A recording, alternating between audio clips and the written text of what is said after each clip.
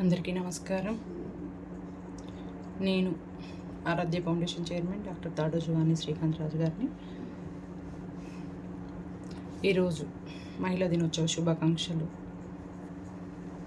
మహిళా దినోత్సవం అసలు ఎందుకు ఎలా ప్రారంభమైంది? 1908లో అమెరికాలోని మహిళలు తమ హక్కుల కోసం పెద్ద ఎత్తున పోరాటం చేశారు. తర్వాత 1910లో జర్మనీకి చెందిన నాయకురాలు క్లేరా జెట్కిన్ అనే ఆవిడ ఏం చేసింది, అంతర్జాతీయ మహిళా దినోత్సవం జరుపుకోవాలని చెప్పి మహిళలందరికీ ఒక రోజు ఖచ్చితంగా కేటాయించాలి, మహిళా దినోత్సవం జరుపుకోవాలని చెప్పి మనకి మార్చి 8న ప్రతి సంవత్సరం ప్రపంచవ్యాప్తంగా మహిళా దినోత్సవం జరుపుకుంటున్నాం. అప్పటి నుండి ప్రపంచంలో చాలా దేశాలు ఈరోజు మహిళా దినోత్సవం జరుపుకుంటూనే ఉన్నాయి. మహిళా దినోత్సవం యొక్క అసలు ప్రాధాన్యత, మహిళలు కుటుంబంలోనే కాదు సమాజంలో చాలా ముఖ్యమైన పాత్ర పోషిస్తూ ఉంటారు. తల్లిగా, గురువుగా, డాక్టర్గా, నాయకురాలిగా, ఇంకా అన్ని పాత్రలు పోషిస్తూనే ఉంటారు. ప్రతి దాంట్లో ఇప్పుడైతే అన్నిట్లలో మహిళలు దేంట్లో చూసినా ఖచ్చితంగా కనిపిస్తూనే ఉన్నారు. తర్వాత ఈరోజు అసలు మహిళా దినోత్సవం రోజున ఏం జరుపుకుంటారంటే, మహిళలకి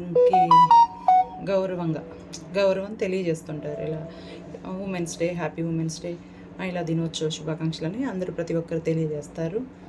ఇంకెవరైనా మహిళలు బాగా వారు చేసిన గొప్ప విజయాలు ఏమైనా ఉంటే వాళ్ళని ఆ విషయాలలో వాళ్ళని పొగిడి వాళ్ళని గుర్తు చేస్తూ ఉంటారు.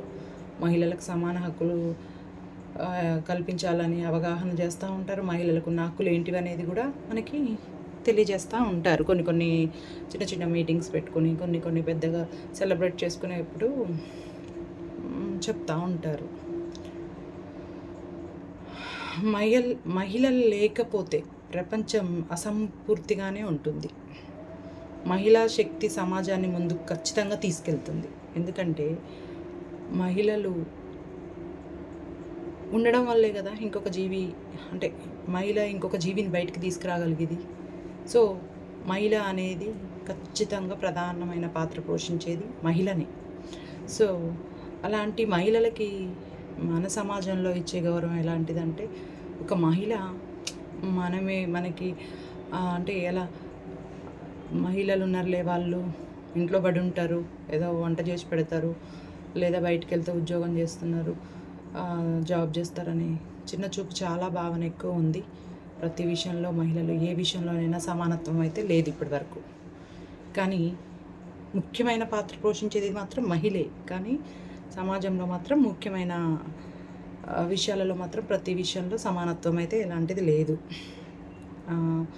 అయినా కానీ మహిళలకి జరిగే అన్యాయాలకు కూడా చట్టాలు తీసుకొచ్చారు. కానీ ఏదో ఒక 100లో ఒక 10% మాత్రమే ఏదో న్యాయం జరుగుతుండొచ్చు. మిగతా 90% అయితే కంపల్సరీ న్యాయం జరగదు.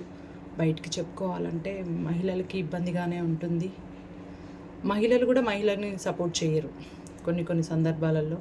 కానీ అది కరెక్ట్ అయింది కాదు. మనం మహిళలము, మనకి చాలా ఓపిక ఉంటుంది, ఆలోచించగల శక్తి ఉంటుంది, ఎదుటి వాళ్ళని ఇంప్రెస్ చేయగలగాలి అనేది కూడా ఉంటుంది. ఒక భర్తకి ఎలా ప్రోత్సహించి తన బాధ్యతలను గుర్తు చేస్తూ ఉంటుంది భార్య.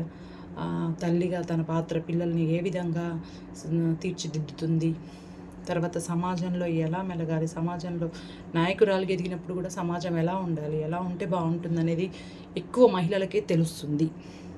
సో సమాజంలో కూడా ఖచ్చితంగా పాలించే విషయంలో కూడా మహిళలకు సమానంగా ఉంటే చాలా బాగుంటుంది అనేది నా అభిప్రాయం. ఈరోజు మహిళా దినోత్సవం జరుపుకుంటాం కాబట్టి మహిళలైతే పూర్తి సంతృప్తితోనైతే లేరు. సమాజం పట్లనైనా మహిళలు పుట్టిన దగ్గర నుంచి, నేను ఒక అమ్మాయిలాగా ఆలోచించి చెప్తున్నాను, పుట్టక ముందు నుంచే ఆ తేడా ఉంటుంది. అమ్మాయి పుడుతుందో ఏమో అని టెన్షన్ ఉంటుంది పేరెంట్స్లో. తర్వాత పుట్టినాక అమ్మాయి ప్రతి విషయంలో సాక్రిఫైస్ చేయాల్సి ఉంటుంది. తల్లిగారింట్లో ఉన్నంతసేపు ఏవో సాక్రిఫైస్లే ఉంటాయి. అత్తగారింటి వచ్చాక ఇంకా పూర్తి సాక్రిఫైజులు ఉంటాయి. పెళ్ళయ్యాక భర్తతోని చాలా సాక్రిఫైజులు ఉంటాయి. పిల్లలు పుట్టాక పిల్లలతోని చాలా సాక్రిఫైజులు ఉంటాయి. అన్ని విషయాలు సాక్రిఫైజ్ అయ్యేది మాత్రం ఒక మహిళని. అలాంటి మహిళని సంతోషంగా ఉండేలా చూడాలని కోరుకుంటూ ఈరోజు మహిళా దినోత్సవ శుభాకాంక్షలు తెలియజేసుకుంటున్నాను. మహిళలందరూ కూడా తమ హక్కులు